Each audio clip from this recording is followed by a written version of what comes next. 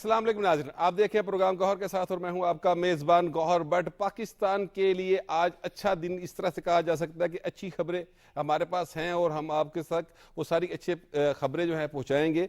उन खबरों को कुछ लोग गलत रंग देंगे, मनफी अंदाज में पेश करने की भी कोशिश कर रहे हैं, लेकिन जो हकीकत पर मबनी बातें हैं वो आपके साथ डिस्कस की जाएंगी।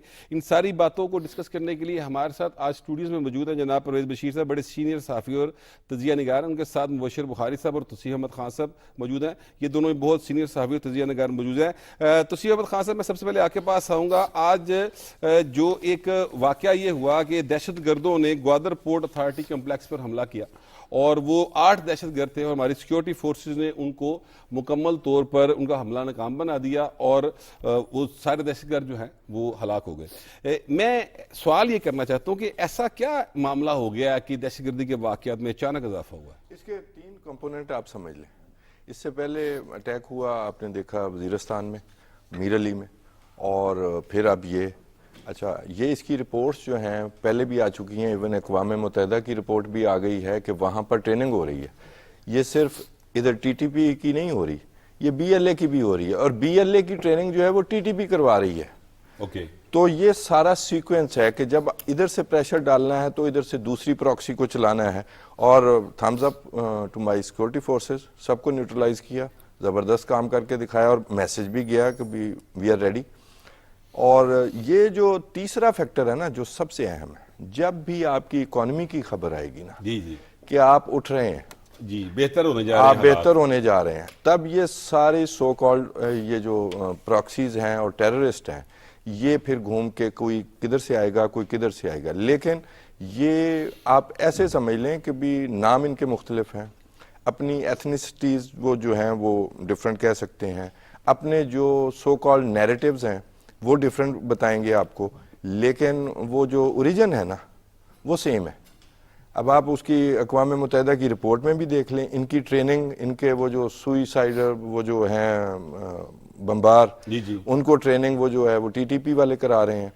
तो कोई तो मकसद है ना। जब मकसद आपस में कोई नहीं मिलता, इसके बावजूद इकट्ठे हैं, तो मकसद यही है कि पाकिस्तान को कमज़ोर किया जाए, सरमायाकार को मैसेज दिया जाए जो सरमायाकारी करना चाहते हैं। यही खबरें हैं ना हमारे पास कि सरमायाकारी में लोग जो हैं वो इंटरेस्टेड हैं, तो उनको डराया जाए कि जी इधर नहीं आए, इधर तो हम बैठे हैं, हम टेररिज्म करेंगे, नहीं चलने देंगे सारा कुछ।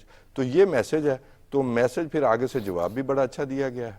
बिल्कुल जवाब अच्छा दिया गया है। ये मुबशर बुखारी साहब, हमारे प्राइम मिनिस्टर जो हैं उन्होंने कहा कि जो सरहद पार से हमारे मुल्क के अंदर दहशतगर्दी कोशिशें, इसको बर्दाश्त नहीं किया जाएगा। और हमने देखा कि पहले हमने एक रोज़ पहले जवाब भी दिया हमारी सिक्योरिटी फोर्सेस ने। ये जवाब जो है ये अब मजीद देने का भी अज़म का इरादा किया गया है कि दोबारा भी अगर ऐसी कोशिश होगी तो फिर हम इसको आहनी हाथों से निपटेंगे। आपके ख्याल के अंदर ये मामला मुज़ाकरात की हद से बाहर जा चुका है? देखिए भट्ट साहब, थोड़ी सी तारीख आपको बयान करूं। जब हम 2009 में एक्सट्रीम पे था, हमारे सिक्योरिटी फोर्सेस भी और हमारे सिविलियन भी जब दहशतगर्दी का निशाना बन रहे थे, उस वक्त की इलेक्टेड गवर्नमेंट ने बहुत जुर्रतमंदाना फैसला किया सवात ऑपरेशन के नाम पे। वो ऑपरेशन हुआ और सवात को क्लियर किया गया। जी बिल्कुल। उसके बाद दोबारा उस वक्त पाकिस्तान पीपल्स पार्टी की गवर्नमेंट थी और ऑफ कोर्स क्रेडिट देना चाहिए पॉलिटिकल लीडरशिप को कि उन्होंने वो डिसीजन लिया। दोबारा जब मियां नवाज शरीफ आए तो आपने ज़रब अज़ब शुरू किया और उसके नतीजे में भी आपको बड़ी कामयाबियाँ मिली। दरमियान में फिर जब हमें गैप आया और हमने नेगोशिएशंस पॉलिटिकल स्टार्ट की 2018 के बाद, जिसके नतीजे में कोई हल तो नहीं निकला, टेररिज्म रुका नहीं बल्कि बढ़ गया, लेकिन फोकस उनका था सिर्फ सिक्योरिटी फोर्सेस और उन नेगोशिएशंस को कमज़ोरी के तौर पे लिया गया। हमसाया मुल्क के साथ हम गुफ्तगू करते रहे कि जनाब रोकिए रोकिए रोकिए, नहीं रुका। अब ये पॉइंट जो है इस पे ज़रा गौर कीजिए कि दोबारा पॉलिटिकल गवर्नमेंट्स दोनों एक दूसरे को सपोर्ट कर रही हैं। वही गवर्नमेंट है PMLN की, supported by Pakistan peoples party. जहाँ पे मामला रुका था वहाँ से दोबारा शुरू हुआ और ये जो इनिशिएटिव लिया कि वहाँ पे सर्जिकल स्ट्राइक की जाए, ये अनप्रेसिडेंटेड है और इसका क्रेडिट हमारी सिक्योरिटी फोर्सेज और पॉलिटिकल गवर्नमेंट को जाए। और मेरा ख्याल है कि वाज़े मैसेज है हमारे security forces plus political government, prime minister की जानिब से, प्रेसिडेंट की जानिब से, कि अब इस पे रियायत नहीं बरती जाएगी। आप अगर इन्हें कंट्रोल کر سکتے ہیں تو کیجئے، ورنہ ہمارے پاس کیپیبلٹی بھی ہے، کیپیسٹی بھی ہے، ایکسپرٹیز بھی ہیں کہ ہم سرجیکل سٹرائک کریں. اور میں ایکسپیکٹ کر سکتا ہوں کہ آئندہ آنے والے دنوں میں ان کے ٹھکانوں پہ اس طرح کی کاروائیاں ہوتی رہیں گی. میں ایک ایڈ کر دوں. جی یہ ہم نے ان کے ٹھکانوں پر حملہ کیا تو ہمارا یہ جو جیسچر ہے نا، یہ نہیں جانا چاہیے کہ نی jerk reaction. Intelligence based operation مسلسل ہونے چاہیے. جہاں ہمیں دہشت گرد، ہمارا جو مطلوبہ دہشت گرد ہیں، انہیں مارنا پڑے گا. ہمیں طاقت کی زبان یہ لوگ سمجھتے ہیں، سالوں نے انہیں ثابت کیا. اب دیکھیں دنیا کا ایک قانون بن چکا ہے، چاہے غیر اعلانیہ صحیح. وہاں 9/11 ہوتا ہے تو وہ ادھر لڑنے آئے ہیں. بالکل. تو اپنے دشمن سے اگر کسی کو نہیں سمجھ آئی، اور ویسے بھی یہ کون سا دنیا کا قانون ہے کہ اور ملکوں کو کہتے ہیں کہ جی فلاں آپ کے ہاں دہشت گردی نہیں کرے گا، فلاں نہیں کرے گا، یہ جو ہمارے ہاں بیٹھے ہیں ہم ان کو نیوٹرلائز کریں گے. ہمیں کہتے ہیں کہ ہم ان سے بات کروا دیتے ہیں، آپ کی صلح کروا دیتے ہیں. مجھے بتائیں کہ اس طرح کون سی دہشت گردی ختم ہوگی؟ نہیں، پاکستان کی جو فوج ہے میرا خیال دنیا کی نمبر 1 فوج ہے پرویز بشیر صاحب، جن کا اس طرح کی کارروائیوں سے نبڑنے کا سب سے زیادہ تجربہ ہے. بالکل. اور ہم میرا خیال ہے کہ پچھلے 40 سال سے 40 سال سے یہ ہر وقت جو ہے ایک جنگی ماحول میں رہتے ہیں اور ہر وقت خطرے کا مقابلہ بھی کرتے ہیں، خطروں سے نمٹنا بھی جانتے ہیں. ابھی آپ نے انٹرو میں ایک کہا کہ خوشخبریاں بھی ہیں، تو جو بات توصیف صاحب نے بھی ذرا ملتی جلتی کی، جب خوشخبری ہوتی ہے نا تو پھر خطرات بھی ساتھ میں موجود ہوتے ہیں. تو آپ نے خوشخبری کا ذکر کیا تو اس کا مطلب ہے کہ ہم کوئی اچیومنٹ کرنے جا رہے ہیں یا ہم کوئی استحکام حاصل کرنے جا رہے ہیں. تو اس کے بعد یہ بھی خوشخبری ہے پاکستان کے لیے کہ وہ نقصان نہیں پہنچا سکے. خوشخبری سے میری مراد یہ ہے کہ خوشخبری کا جو ہے دشمن جو ہے وہ برا سمجھتا ہے نا یہ اس کو کہ استحکام آ رہا ہے، کوئی معاشی حالات ٹھیک ہو رہے ہیں. تو خوشخبری سے مراد یہ ہے، تو ان کو یہ تکلیف دہ بات لگتی ہے. تو انہوں نے وہ پھر آپ نے کہا کہ جی سرگرمیوں میں اضافہ ہو گیا، تو اضافے کی وجہ یہ بھی ہو سکتی ہے. لیکن ادھر آپ دیکھیں کہ جہاں پر معاشی معاملات کو، اقتصادی معاملات کو ٹھیک کرنے کے لیے تو ہم جا رہے ہیں، ہم سختی کے ساتھ جو دہشت گردی ہے اس کو کچلنے کی طرف بھی جا رہے ہیں. بالکل ٹھیک بات ہے. یہ جو خوشخبری اصل ہے، بلکہ 2 خبریں اس حوالے سے ہمارے پاس. ایک تو پاکستان اور IMF کے درمیان سٹاف لیول کا معاہدہ جو ہے وہ ہو گیا، جس کا مطلب یہ ہے توصیف صاحب کہ پاکستان کو اب $1.1 بلین کی اگلی امداد مل جائے گی. اور یہ جو امداد ملے گی، یا قرضہ ملے گا ایکچولی، تو وہ قرضہ جو ہے اس کے $1.1 بلین ہماری اکانومی میں کچھ پلس نہیں کرتا، لیکن اس سے ایک اعتماد دنیا کے سرمایہ داروں کا ہم پر بنتا ہے کہ یہ بہتر سمت کی طرف جا رہے ہیں اور یہاں پر سرمایہ کاری کی جانی چاہیے. تو یہ اس کے پھر کچھ اثرات بھی آتے ہیں، تو وہ ذرا تھوڑا سا تفصیل سے بتا سکتے ہیں کہ اس کے اثرات کس طرح سے پازیٹیو اور کس طرح سے نیگیٹو؟ $1.1 ارب دیکھنے میں کچھ نہیں ہے، لیکن جو IMF جب گارنٹی کرتا ہے نا، یہ انفیکٹ IMF کی گارنٹی ہے. پھر دوسرے جو دنیا کے بڑے مالیاتی ادارے ہیں وہ آپ کو پھر لون دیتے ہیں، قرضہ دیتے ہیں، اور اس قرضے کی جو شرح سود ہے وہ بہت تھوڑی ہوتی ہے. تو وہ آپ کے اندازے کے مطابق $25-26 بلین کا پھر آپ کو ہوتا ہے کہ بھی یہ ہمارے پاس آ سکتے ہیں مختلف مالیاتی، جس میں ورلڈ بینک ہو گیا، ایشین ڈیولپمنٹ بینک ہو گیا، دوسرے ملک بھی ایون. اب اسی میں ایک کیچ ہے.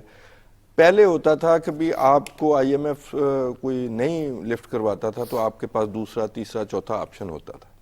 اب یہ جو ہے نا، یہ سارا کچھ مل جل کے اکٹھا ہو گیا. جو آپ کے بردر ممالک ہیں نا، جو جیسے سعودی عرب ہو گیا، قطر ہو گیا، UAE ہو گیا، چائنا ہو گیا، تو اب یہ سسٹم دنیا میں یہ آ گیا ہے کہ آپ ان سے بات کریں. IMF آپ کو گارنٹی کرتا ہے، آپ کا جو پروگرام ہے وہ آگے چلتا ہے، تو پھر وہ انویسٹمنٹ کریں گے. اور اسی وجہ سے آپ کے جو آرمی چیف ہیں وہ یہ ضرور ایجنڈے پر ہوگا کہ بھی وہ یہی بات جو ہے وہ سعودی عرب میں کرنے گئے ہوں گے. اس پر ابھی تھوڑی دیر میں بات کرتے ہیں، پہلے یہ IMF کا جو معاملہ اس کو ہم دیکھ لیں. جی، یہ اس کا امپریشن ہے جس کی وجہ سے دوسرے مالیاتی ادارے اور یہ 4 ملک آپ میں انویسٹ کرنے آئیں گے. اس جو ہے ایگریمنٹ کے بغیر انہوں نے نہیں آنا تھا. یہ ایک جو طے شدہ بات ہے. بخاری صاحب بتائیے گا کہ جو ٹیکس نیٹ کو بڑھانے کی بات کی گئی ہے اور ریٹیلرز پر ٹیکس لگانے کی، ان کو بھی ٹیکس نیٹ میں لانے کی بات کی گئی، اس کو کچھ لوگ بڑے منفی انداز میں پیش کر رہے ہیں. کیا یہ منفی بات ہے سر؟ ٹیکس دینا منفی بات ہوتی ہے؟ قطعاً نہیں. جب ایک عام آدمی ماچس کی سٹک پہ ٹیکس دے رہا ہے تو پھر ریٹیلرز کو کیا پرابلم ہے؟ ٹیکس دینا چاہیے. لیکن آپ کی خوشخبریوں میں ایک اور اضافہ کر دوں. اسٹیٹ بینک کی رپورٹ کے مطابق جو سمندر پار پاکستانیوں نے پاکستان میں روشن اکاؤنٹ کے ذریعے رقم بھیجی تھی وہ $7 بلین سے زیادہ کی تھی پچھلے ایک سال میں. تو اس کا مطلب ہے کہ وہ کانفیڈنس بھی بحال ہوا. یہ آئی ایم ایف کا جو سٹاف لیول ایگریمنٹ ہوا ہے اس کا مطلب یہ ہوتا ہے کہ ایک سگنل ہوتا ہے یہ کہ ان کی اکنامک پالیسیز جو ہیں یہ ٹریک پہ ہیں. ان کے ساتھ فردر بھی ہم گفتگو کر سکتے ہیں اور دوسرے کنٹریز کو کانفیڈنس مل جاتا ہے کہ اوکے معاملات اکانومی کے ٹھیک سمت میں رواں دواں ہیں. تو اب ہم نے بھی اگر انویسٹمنٹ کرنی ہے یا اگر لون دینا ہے وہ سارا کچھ اس میں ہو جائے. جو آپ نے ریٹیلر کی بات کی تو اس میں تو آپ کو بہت سارے لطیفے سنائے جا سکتے ہیں. مثلا لاہور میں ایک مچھلی والا ہے, وہ 98 کی آپ کو بات سناتا ہوں. اس کو کوئی اس زمانے میں آ گیا 4.4 ملین روپیز کا ٹیکس. تو اس نے رونا پیٹنا ڈال دیا جا کے ٹیکس آفس میں کہ جناب میری تو شاپ ہی 4 ماہ چلتی ہے اور چند من میں روزانہ کی مچھلی بیچتا ہوں. بڑے سمارٹ تھے انکم ٹیکس آفیسر اس وقت کے جو یہاں پہ کمشنر تھے. انہوں نے وہ پوری انٹیلیجنس نیٹ ورک کو یوز کرتے ہوئے وہ ٹیکس کو ایویلویٹ کر کے انہیں ڈالا تھا. انہیں پھر ویڈیو نے دکھائی کہ جناب آپ کی جو مچھلی ہے وہ باہر سے آتی ہے کنٹینرز میں, آپ کی روز کی جو کھپت ہے وہ ٹنوں میں ہے اور آپ کہہ رہے ہیں 4 ماہ آپ کرتے ہیں. آپ 4 ماہ بھی کرتے ہیں لیکن آپ کی جو سیل ہے وہ اتنے کی بنتی ہے. اچھا یہ ایک میں نے آپ کو مچھلی والے کی مثال دی. آپ چلے جائیں یہاں پہ پورے لاہور میں جو فوڈ پوائنٹس ہیں جنہوں نے مہنگی ترین ڈشز رکھی ہوئی ہیں, ساری انڈاکیومنٹڈ اکانومی ان کی, ٹیکس نیٹ میں وہ ہے نہیں اور اوپر سے پرائس چیک ان پہ کوئی نہیں ہے. فار ایگزامپل اگر اوپن مارکیٹ میں میٹ یعنی مٹن جسے آپ کہتے ہیں وہ اگر 2000 روپے ہے تو آپ کو کڑاہی پر کے جی 4000 کی مل رہی ہے لیکن اس پہ کوئی ٹیکس نہیں ہے, اس پہ کوئی ٹیکس نہیں ہے. تو میرا خیال ہے یہ ہم صرف ایڈیبل کی بات کر رہے ہیں اور بہت سارے آپ جانتے ہیں پرویز بھائی یا توصیف صاحب سارے جانتے ہیں کہ انڈاکیومنٹڈ اکانومی مارکیٹس میں چل رہی ہے اور ان کو اگر آپ ان کو ٹیکس میں لانے میں کامیاب ہو جاتے ہیں تو بلیو کیجئے کہ جو آپ نے ٹیکس کا ٹارگٹ رکھا ہوا ہے ٹیکس کلیکشن کا اس سے بدرجہ زیادہ آپ ٹیکس اکٹھا کر سکتے ہیں. پرویز صاحب یہ جو ریٹیلرز ہیں ان کے انڈاکومنٹ اکانومی کی بات کی مبشر صاحب نے, میں ان کی بات سے مکمل اتفاق کرتا ہوں. ہم شاپنگ کرنے جاتے ہیں, بچوں کے کپڑے خریدنے ہوں یا آپ نے کوئی کتابیں خریدنی ہوں, کوئی کسی نے وہ جو ہے کاپی پینسلز خریدنی ہوں, کیونکہ ابھی یہ مارچ کا موسم چل رہا ہے, امتحانات ہو رہے ہیں, پھر اگلے اسکول کلاسز میں بچے جائیں گے تو نئے یونیفارم اور ساری چیزیں خریدی جاتی ہیں. تو آپ دیکھیے کہ وہاں پر آپ جائیں, ان کے اگر آپ ٹیکس کو چیک کریں, اردو بازار چلے جائیں, آپ کسی بھی دکان کے ذرا انکم ٹیکس چیک کریں تو وہ تو اتنا نامینل ہوتا ہے کہ ہم جیسے تنہا دار ہیں وہ ان کے آگے بہت امیر لگ رہے ہوتے ہیں. دیکھیں اس کے اندر جو ہے نا 2-3 باتیں ہیں. ایک تو آپ نے تھوڑا سا شک کا اظہار کیا کہ ریٹیلرز جو ہیں وہ ٹیکس دیں گے کہ نہیں. میرا خیال ہے کہ اب وقت آ گیا ہے کہ ہر ایک کو کنٹریبیوشن کرنی چاہیے. آج وزیر اعظم صاحب نے کہا بھی ہے کہ اربوں روپے کماتے ہیں اور دھیلے کا ٹیکس نہیں دیتے. تو یہ جو آپ نے بات کی ہے یہ ریٹیلرز کی, تو میرا خیال ہے کہ اب وقت آ گیا ہے کہ لوگوں کو سمجھایا جائے, ان پہ اتنا دباؤ ڈالا جائے کہ ریٹیلرز جو ہے کوئی احتجاج نہ کر سکے اس میں, اس لیے کہ ان کو بتانا یہ ہے کہ یہ عوام کے اوپر زد پڑتی ہے. جب آپ نہیں ٹیکس دیں گے تو کسی اور سے ٹیکس زیادہ لیا جائے گا. تو اس کو پھر آپ نے بات کی ہے یہ اس کی کہ آپ معلوم کیا جائے ٹیکنالوجی. میرا خیال ہے کہ اس میں آئی ٹی اور یہ جو آپ کا جو کریڈٹ کارڈ وغیرہ ہیں جو استعمال ہوتے ہیں, آپ نے دیکھا ہوگا ہوٹلوں میں, یہ بعض ہوٹلوں میں کریڈٹ کارڈ یا یہ جو ڈپارٹمنٹل اسٹور ہوتے ہیں کہتے ہیں جی ہم نہیں لیتے, وہ نقد آپ دیں. تو ان کا مطلب یہ ہوتا ہے کہ وہ ٹیکس بچانا چاہتے ہیں. تو یہ جو جدید ٹیکنالوجی ہے اس کا استعمال کریں اور لوگوں کو شعور دیں کہ آپ ٹیکس دیں گے, اور تو عوام کو بھی بتائیں آپ کہ اگر یہ لوگ ٹیکس دیں گے تو آپ کا ٹیکس جو ہے وہ کم ہوگا اور آپ کے اوپر جو لوڈ ہے وہ کم ہوگا. تو اس میں ایف بی آر جو ہے, اب یہ خبریں آ رہی ہیں آپ نے دیکھا ہوگا کہ ایف بی آر کی جو ہے جدید خطوط پہ اس کو استوار کیا جا رہا ہے اور جو کرپٹ عناصر ہیں اس سے پاک کیا جا رہا ہے. یہ بہت بڑا اسٹیپ ہے، بہت بڑا اسٹیپ. یہ بہت بڑا اسٹیپ ہے کہ کیونکہ یہ مل ملا کے جو ہے نا سارا کام ہو جاتا تھا. بالکل ٹھیک اب بات ہے. یہ کام بند کیا جائے اور میرا خیال ہے کہ ٹیکنالوجی سے کام لیا جائے گا تو ہر ایک کے اوپر ہاتھ پڑ جائے گا. یہ صرف یہ ریٹیلرز نہیں، اور بہت سارے لوگ ہیں، بہت سارے لوگ ہیں یہ جو کم دیتے ہیں ان کے اوپر بھی ہونا چاہیے. جی بخاری صاحب، یہ میڈیا کا بھی ایک کردار ہے. ہم سارے میڈیا سے متعلقہ لوگ ہیں، اور پرویز صاحب تو ظاہر ہے ہم سب سے سینئر ہے، اور یہ ہم ان کی خبریں پڑھتے پڑھتے ہم بڑے ہوئے، اور پھر جرنلزم میں بھی آئے، اور پھر ان کی شاگردی بھی کی. تو میڈیا کا جو رول ہے، کیونکہ مجھے یاد ہے جب اس طرح ٹیکس کی بات ہوتی تھی 90s کے دور میں، 2000 کے دور میں، جب بھی ٹیکس کی بات ہوتی تھی تو یہ جو تاجر طبقہ ہے، انہوں نے ایک پریس کانفرنس کرنی ہے پریس کلب میں، اور اگلے دن کے اخبارات میں وہ لیڈ سٹوریز ہوتی تھی. اور پھر جب یہ الیکٹرانک میڈیا آ گیا تو اس کے بعد جو ہے وہ ہر گھنٹے بعد جو ہے وہ چل رہی ہوتی تھی وہی پریس کانفرنس. اچھا، اب میڈیا کو پاکستان کا ساتھ دینا چاہیے، پاکستان کے حوالے سے جو مثبت پالیسی، غریب عوام کا ساتھ دینا چاہیے، لیکن ریاست کا ساتھ دینا چاہیے. لیکن یہاں پر جو پرویز صاحب معاملہ ہے، آپ پہلے اس پہ کمنٹ کر دیں. یہاں پر معاملہ یہ ہے کہ میڈیا ریٹنگ کے چکر میں نیگیٹو باتوں کو اچھالتا ہے. تو میرا خیال ہے کہ اس کا بھی کوئی حل نکالنا پڑے گا.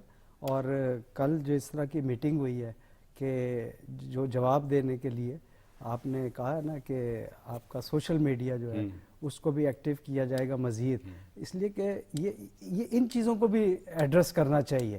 جس طرح آپ نے ٹیکس کی بات کی ہے، تو ہم لوگ جو ہے سیاست کی طرف بہت زیادہ جاتے ہیں، اور سیاست کے بجائے اگر سیاست اپنی جگہ پر ہے تو باقی یہ جو ٹیکس وغیرہ کی جو باتیں ہیں، معاشی استحکام ہے اور اقتصادی حالات ہیں اور یہ ٹیررزم ہے، اس کی طرف بھی توجہ پوری دینی چاہیے. دیکھیے، پاکستان کی ہر جو سائیڈ ہے اس پر اس حکومت کو بخاری صاحب مکمل توجہ دینا ہوگی.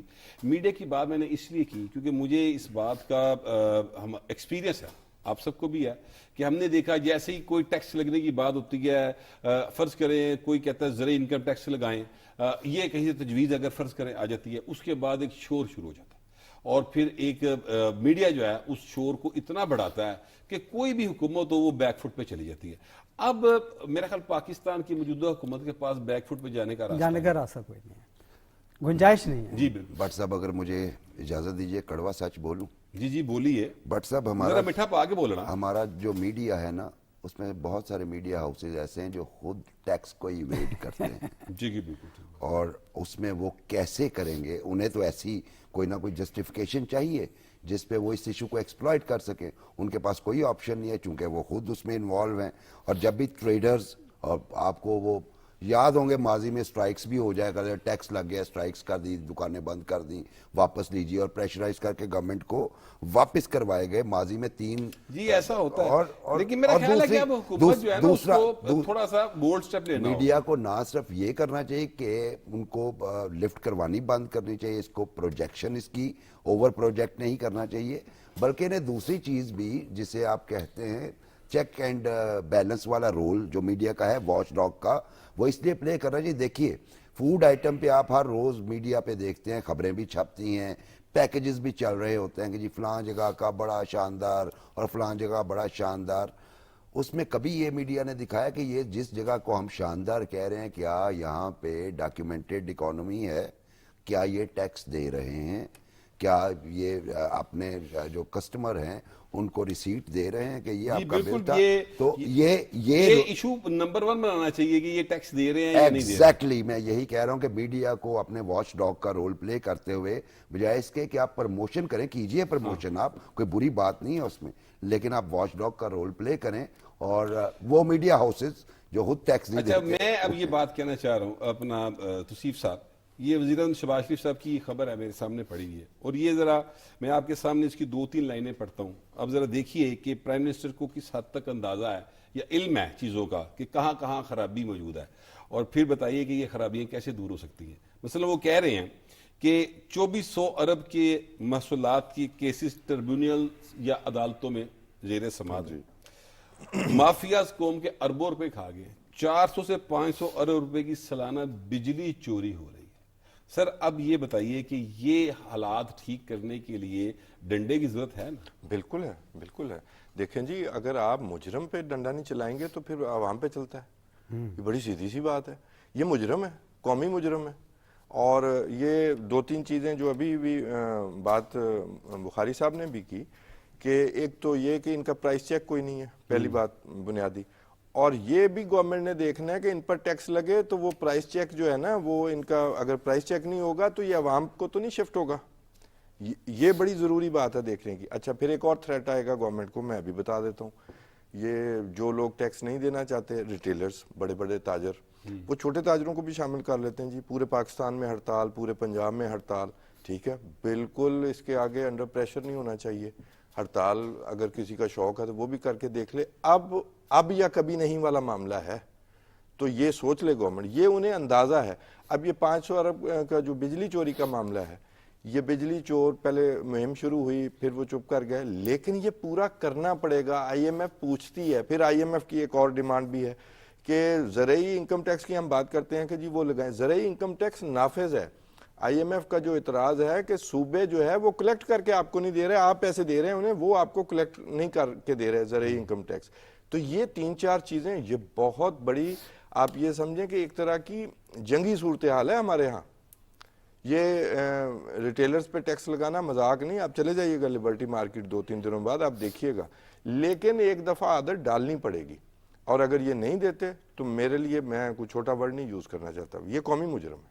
ان کے ساتھ کوئی ریاکشن نہیں ہونا چاہیے. یہ ٹیکس جو ہے یہ ہر صورت میں آگے آپ لگانا نے پڑے گا اور دیکھا اس پر عمل کرنا پڑے گا. سیلریڈ جو لوگ ہیں ان کا جو ٹیکس ہے یہاں کے ایکسپورٹر سے زیادہ ہے. جی جی، ٹھیک ہے. تو یہ ملک کب تک سیلریڈ کلاس کے سر پر چلے گا؟ ان کا کچھ نہیں بچا. بہت زیادہ. ڈاکٹر صاحب، یہ جو بات آپ نے نے کی ہے نا، یہ جو بات ہو رہی ہے ریٹیلرز پر، اس طرح کو سمجھانا پڑے گا عوام کو، جی بالکل، غریب عوام کو، متوسط طبقے کو، کہ یہ جو ہم ریٹیلر سے اگر ہم ٹیکس لے رہے ہیں تو یہ ٹیکس اگر نہیں لیں گے تو آپ کے اوپر برڈن پڑے گا. یہ جو مہنگائی ہے، یہ جو معاشی عدم استحکام ہے، اس کی وجہ یہ ہے. اس طریقے سے سمجھائیں گے تو پھر ریٹیلرز پہ دباؤ آئے گا کہ بھائی ہم بچ کے کہاں جائیں گے. ورنہ تو پھر غریب عوام پہ یہ ٹیکس پڑے گا. بجلی مہنگی ہوگی، گیس مہنگی ہوگی. جب وہاں سے یہ ریٹیلرز ٹیکس دیں گے تو وہاں سے ریلیف ملے گا، وہاں سے ریلیف مل جائے گا اور عام آدمی کو فائدہ ہوگا. ٹیکس دینا ایک مثبت بات ہوتی ہے اور ٹیکس چوری کرنا ایک منفی بات ہوتی ہے. یہ قومی جرم ہوتا ہے. ابھی ان ایشوز کے اوپر مزید بات کریں گے. فی الحال بریک کا کہا جا رہا ہے. ٹیک اے بریک.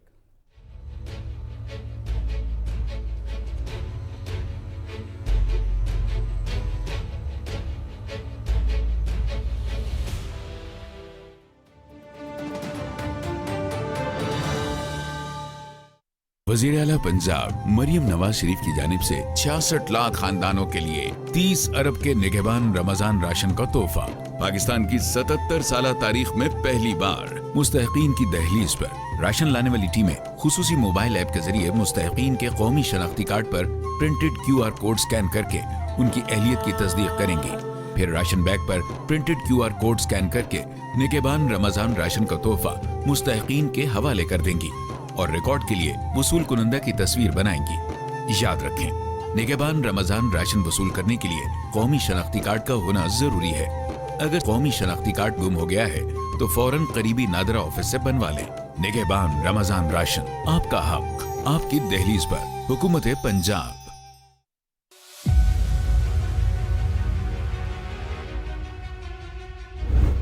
بھارت میں مودی حکومت ہندوتوا کے ایجنڈے کے نفاذ کے لیے اقلیتوں بالخصوص مسلمانوں کو ایک منظم منصوبے کے تحت نشانہ بنا رہی ہے. بھارت میں اقلیتوں کے خلاف تشدد، دھمکیاں اور انہیں ہراساں کرنا روز کا معمول بن گیا ہے. مودی کی حکومت میں بھارت میں مسلمانوں اور دیگر اقلیتوں کے خلاف نفرت انگیز جرائم میں خطرناک حد تک اضافہ ہوا ہے.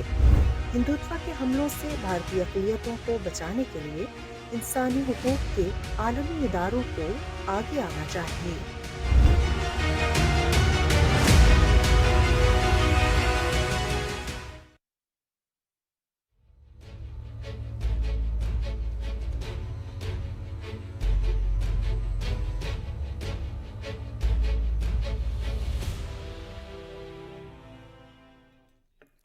Welcome back. तुसी साहब, ये army chief general Asim Munir साहब की जो सऊदी दारुल हुकूमत में मुलाकात हुई है सऊदी वली अहद शहजादा मोहम्मद बिन सलमान के साथ, और बड़ी एक छोटी सी फुटेज है, लेकिन वो बड़ी तस्वीरी बड़ी ज़बरदस्त है। बॉडी लैंग्वेज, केमिस्ट्री का पता लगता है। केमिस्ट्री पता चलती है कि बहुत एक बरादराना माहौल के अंदर गुफ्तगू सारी हुई है।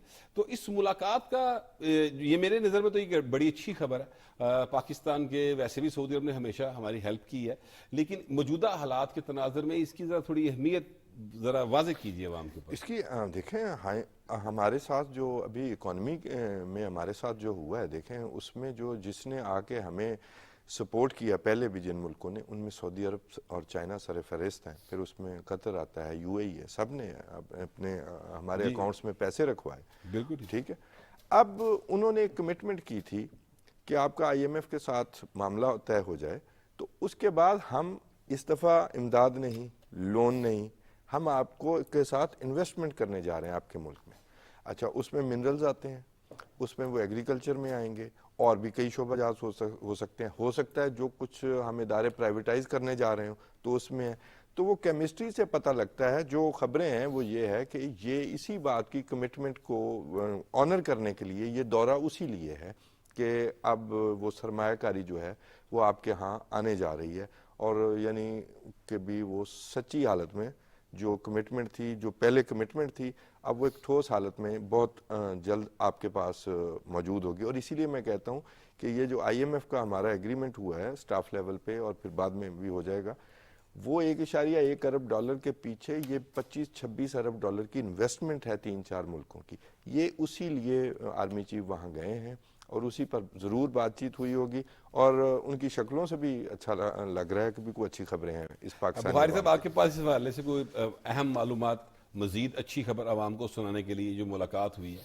जी, वो देखिए, इसमें जब पाकिस्तान एक्सट्रीम क्राइसिस में था और जब हमारा स्टाफ लेवल एग्रीमेंट नहीं हुआ था, उस वक्त भी आपको याद होगा कि आर्मी चीफ गए थे, और वहीं पे एमबीएस मोहम्मद बिन सलमान के साथ मुलाकात हुई, क्राउन प्रिंस के साथ। क्राउन प्रिंस के साथ, और उस वक्त भी उन्होंने बहुत पॉजिटिव जेस्चर्स दिए थे। अब ये वक्त ये है कि एक पॉलिटिकल ट्रांजिशन हो चुकी है, पॉलिटिकल गवर्नमेंट इंस्टॉल हो चुकी है, और दोबारा वो गए हैं उसी अज़म का इआदा करवाने उनसे। और बिल्कुल तौसीफ खान साहब जो कह रहे हैं, उनका इंटरेस्ट भी है हमारे बहुत सारे जो ब्लू चिप अदारे हैं उनमें इन्वेस्ट करने का, और एग्रीकल्चर से हट के एविएशन में बड़ी इंटरेस्ट शो किया जा रहा है। तो मेरा ख्याल है कि उसको मैच्योर करने के लिए आर्मी चीफ साहब उधर गए हैं, और मुझे इत्तलात ये हैं कि आने वाले दिनों में वो कुछ दूसरे अरब कंट्रीज़ का भी दौरा करेंगे, और उनसे उसी अज़म को दोहराएंगे कि जो उन्होंने प्रोमिसेस किए थे, ताकि पाकिस्तान जो है जो चैलेंजेस हैं, जो हमने बड़ी अमाउंट पे भी करनी है, वो इन्वेस्टमेंट के बगैर आप कर नहीं सकते। 26 बिलियन डॉलर आपने नेक्स्ट ईयर में वापस करना है, तो उसके लिए आपको अशद ज़रूरत है कि लोन की बजाय आप स्विच करें इन्वेस्टमेंट के ऊपर और ट्रेड के ऊपर। तो इसी तरह के मुआहदे अनकरीब आपको नजर आएंगे दूसरे रियासतों से। अच्छा, मैं ऐड कर दूं, SIFC के थ्रू ये इन्वेस्टमेंट होने जा रही है, और उनका ये तमाम ब्रदर ममालिक का मुतालबा भी यही था कि यहाँ पर आके वन विंडो हो, ताकि जो छोटे छोटे जो मसाइल पैदा होते हैं वो ना बने। ये SIFC की जो कामयाबी की तरफ जो है ना, वो एक बहुत अहम कदम है, बहुत अहम पेशरफ्त है। परवेज बशीर साहब, आप तो बड़े अच्छे तरीके से वाकिफ हैं कि सऊदी अरब ने हमेशा पाकिस्तान की मदद की, और मुतअद्दिद बार तो शायद ऐसा भी हुआ कि उन्होंने हमें डेफर पेमेंट के ऊपर कई बिलियन डॉलर्स का पेट्रोल भी दिया, मुफ्त भी दिया हुआ है। तो थोड़ा सा मैं चाहता हूँ 1.5 साल तक मुफ्त भी, जब एटमी धमाका किया ना जी, तो उसके बाद ये खबर 1 साल बाद ये आई थी कि मुफ्त, मगर पहले मालूम हो गया था कुछ लोगों को भी। आप उनमें से एक थे। जी बिल्कुल, क्योंकि आप मियां नवाज शरीफ साहब के बड़े नजदीक रहे। 2013 की हुकूमत में IMF के साथ जो मुआहिदा हुआ, नवाज शरीफ साहब को 1 अरब डॉलर गिफ्ट भी हुआ था। जी हाँ, बिल्कुल सही। IMF के साथ जो मुआहिदा हुआ है, इसका जरा बैकग्राउंड थोड़ा सा हम उसमें भी चले जाएं कि जब मुआहिदा देखें पिछली दफा पाकिस्तान की हुकूमत को गिफ्ट हुआ, आप समझ जाए ना, नहीं बात क्लियर करना जरूरी है। तो IMF के साथ मुआहिदा देखें, ये 2-3 दिन में ही हो गया। इससे पहले आप देखें कितना जो टाइम लगा जब था। एक हुकूमत थी, उसने ऐसी रुकावटें, ऐसी परेशानियां ایسے قدغن لگا کے چلے گئے, ایسی کھائیاں مطلب اس میں ڈال گئے کہ جو وزیر اعظم تھے اس وقت شہباز شریف, وہ ان کو بیچاروں کو کہاں کہاں مارے جانا پڑا اور کیسے منتیں ترلے کرنی پڑی. مجھے ترس آ رہا تھا کہ یہ بندہ کر کیا رہا ہے, لیکن پاکستان کے لیے کر رہا تھا. اس کا مطلب یہ ہے کہ آئی ایم ایف کے ساتھ جو معاہدہ ہوا ہے اس کے 2-3 مطلب ہیں. انہوں نے ابھی رکاوٹ ڈالی, ابھی بھی پوری کوشش کی, انہوں نے مظاہرے کیے, خط لکھا وہاں پہ اب مظاہرے اس کا یہ مطلب ہے کہ موجودہ جو حکومت ہے یہ جس طریقے سے آئی ہے اور اس کو جو جیسے کنٹروورشل بنایا جا رہا تھا, اب اس کا مطلب ہے یہ کلیئر ہے. ایک مطلب تو یہ ہوا اور کوئی پرابلم نہیں ہے. کسی عالمی امریکہ کے زیر اثر ہوتا ہے, امریکہ کے زیر اثر ہوتا ہے یہ آئی ایم ایف. تو آئی ایم ایف کے ساتھ معاہدہ ہو گیا. اب آپ نے بات کی ہے کہ شہزادہ سلطان محمد بن سلطان کے ساتھ جو ہے ملاقات, تو محمد بن, اب اس میں یہ ہے کہ آپ کہیں گے کہ جو آرمی چیف ملے ہیں, تو آرمی چیف اب جو ہے جو کونسل بنی ہے, اب یہ ان کی بھی ذمہ داری ہے, سب کی ذمہ داری ہے کہ آپ نے سب سٹیک ہولڈرز کو ساتھ لے کے بڑھنا ہوگا. تو سعودی عرب کے ساتھ جو ہے یہ جو ہم لوگ کہہ رہے ہیں نا کہ وہ قرضہ نہیں دے گا, یہ ہم لوگ ویسے ہی کہہ رہے ہیں. اگر ہم چاہیں تو وہ قرضہ بھی دے گا, کوئی ایسی بات نہیں ہے, وہ قرضہ دینے کو بھی تیار ہوگا, مگر یہ تو ایک جیسچر ہے کہ بھائی آپ, اس لیے کہ وہ جب آپ میں یہ سرمایہ کاری کرے گا تو وہ اس سے کہیں زیادہ ہوگی. قرضے کی تو ایک لمیٹیشن ہوتی ہے اور تھوڑی سی ریزرویشن بھی ہوتی ہے دنیا کی کہ آپ قرضہ دے رہے ہیں اس میں کتنا لے. اس لیے دیکھیں آپ نے ابھی بات کی تھی کہ تیل جو ہے مفت دیا, تو اس پہ پابندیاں بھی ہوتی ہیں, بتانا پڑتا ہے کہ کیوں مفت دے رہے ہیں بھائی. امریکہ نہیں مانتا, دوسرے یورپی ممالک جو ہیں وہ. تو یہ جو سعودی عرب ہے, اب میرا خیال ہے کہ بڑی سرمایہ کاری سعودی عرب بھی نہیں کرے گا, یو اے ای بھی کرے گا, چائنا بھی کرے گا. تو اب انشاءاللہ جو ہے یہ اس کو ہم کہہ سکتے ہیں کہ سیاسی استحکام کی طرف ہم بڑھ رہے ہیں, سیاسی استحکام کی طرف بڑھ رہے ہیں اور بڑھیں گے, اور معاشی استحکام اور معاشی استحکام کے لیے سیاسی استحکام بہت ضروری ہے. لیکن بخاری صاحب ان کی بات سے مجھے یاد آیا, کے پی کے وزیر اعلیٰ علی یمین گنڈاپور, انہوں نے, ان کی ایک فوٹیج وائرل ہوئی ہے جو خطاب کر رہے ہیں کسی جگہ پر, انہوں نے یہ کہا کہ جو رشوت مانگے اس کو پتھر مارو, کچھ اس طرح کا انہوں نے بات کی ہے, اینٹ مارو. اچھا, لیکن میں یہ کہنا چاہتا ہوں کہ ویسے تو جو رشوت مانگے اس کے خلاف کارروائی ہونی چاہیے, لیکن کیا کارروائی عام آدمی کو کرنی چاہیے؟ میں یہ عرض کروں گا کہ یہ پھر انہوں نے اپنا وہ جو ان کا ٹریڈ مارک ایٹیٹیوڈ ہے نا, تشدد پہ اکسانا یا انٹالرنس پیدا کرنا, یہ اس کا نمونہ ہے یہ سٹیٹمنٹ. وہ آپ کو پتہ ہے اپنے جلسوں میں تقاریر ماضی میں بھی اسی طرح کی کیا کرتے, اس وقت عوام کو اکسایا کرتے تھے. اب وہ سی ایم ہیں کے پی کے, لا اینڈ آرڈر کنٹرول کا لیڈر جب پی ایم تھا وہ خود کو پی ایم نہیں سمجھتا تھا. میں وہی عرض کر رہا ہوں, اب یہ سی ایم بنے, یہ خود کو سی ایم نہیں سمجھتا. مسئلہ یہ کہ بینگ دا کیپٹن آف کے پی, ان کی ذمہ داری ہے کہ لا اینڈ آرڈر سچویشن بھی ان کے انڈر, کرپشن کنٹرول بھی ان کے انڈر. اس بات میں ایک اعتراف ہے کہ کے پی میں کرپشن ہو رہی ہے. ان کے جو لیڈر تھے وہ تو کہا کرتے تھے کہ ہم نے کے پی میں پولیس کو کرپشن سے پاک کر دیا اور سارے اداروں کو پاک کر دیے, تو اس کا مطلب ہے وہ کلیم بھی جھوٹا تھا. دوسری بات یہ ہے کہ اگر بیچارہ کوئی میرے جیسا غریب آدمی چلا جائے کسی کے پاس, وہ اس کا کام نہ کرے, تو میں رشوت نہ دوں اور پھر کام نہ ہو, میں اینٹ ماروں گا تو کیا کام ہو جائے گا؟ میرے پہ ایک کرمنل کیس بھی ہوگا کہ میں نے گورنمنٹ آفیشل کو, اور نان بیلیبل وارنٹ ہوتا ہے, ساتھ انہیں یہ بھی کہنا چاہیے تھا کہ اسے گرفتار نہیں کیا جائے گا. یہ لائٹر نوٹ پہ میں بات کر رہا ہوں, لیکن چونکہ یہ انسائٹیشن فار وائلنس پہ مبنی ایک بیان ہے اور ایک چیف منسٹر کو یہ زیب نہیں دیتا. ہاں ان کا کام ہے کرنے والا کہ اپنے صوبے کو کرپشن فری کریں, دیکھیں کون کرپٹ ہے, اس کے خلاف کاروائی, جو تادیبی کاروائی ہے, لا موجود ہے, اس کو ایکٹیویٹ کریں, بجائے اس کے کہ عوام کو کہیں کہ آپ موب جسٹس یا انڈیویجول جسٹس خود ہی کرنا شروع کر دیں. اس سے معاشرے میں مزید بگاڑ پیدا ہوگا, کرپشن ختم نہیں ہوگی. یہ توصیف صاحب, یہ اگر عام آدمی کو یہ حق دے دیا جائے اور سرکاری سطح پہ دیکھیں, اب ایک چیف منسٹر یہ بات کر کہ جناب آپ اپنے لیے خود انصاف حاصل کر لیں, یعنی انصاف حاصل کرنے والی بات ہے کہ آپ کا جائز کام نہیں ہو رہا, وہ رشوت مانگ رہا ہے, تو آپ اس سے انصاف حاصل کرنے کا طریقہ کار یہ بتایا کہ آپ پتھر مارے اس کو, تو پھر جس کے طاقت زیادہ ہوگی وہ زیادہ انصاف حاصل کر لے گا. دو چیزیں ہیں جس کے پاس نہیں ہوگی وہ بیچارہ بےچارہ رہ جائے گا. میں بتاتا ہوں, دو چیزیں ہیں. ایک تو پہلی بات یہ کہ بھی آپ یہ کال و فیل کا تضاد بھی دیکھ لیں. پہلا یہی چیف منسٹر ہیں جن کی پہلے ٹیپس پیسوں والی بھی آئیں, جب پیسے, اب یہ آج کی ویڈیو وائرل ہو رہی ہے تو آڈیو بھی تو وائرل ہوئی نا, تو پیسے مانگ رہے تھے کسی سے, آپ سب نے سنی ہوگی. اچھا, دوسری بات, آپ کی پبلک نے اگر مارنی ہے اینٹ تو پھر جناب آپ کس لیے بیٹھے ہیں وزیر اعلیٰ؟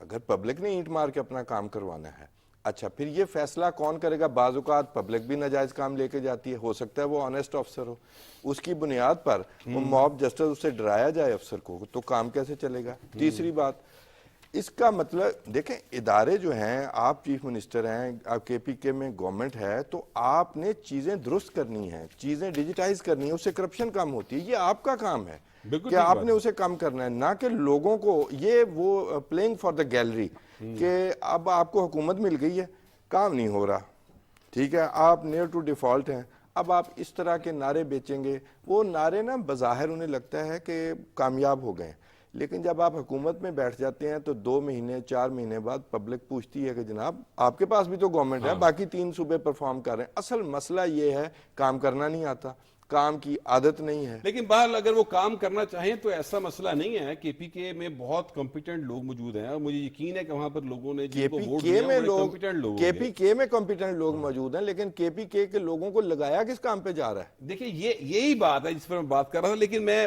ذرا تھوڑا سا موضوع چینج کرنا چاہ رہا ہوں. بخاری صاحب یہ بتائیے کہ شہباز شریف صاحب کی جو سٹیٹمنٹ ہے اس میں ایک جملہ بہت اہم ہے, اور وہ یہ کہہ رہے ہیں پرائم منسٹر صاحب کہ ہمیں آئی ایم ایف کے نئے پروگرام کی ضرورت ہے. یعنی $1.1 بلین کا جو ایک ہمیں اگلے مہینے قسط ملے گی, اس سے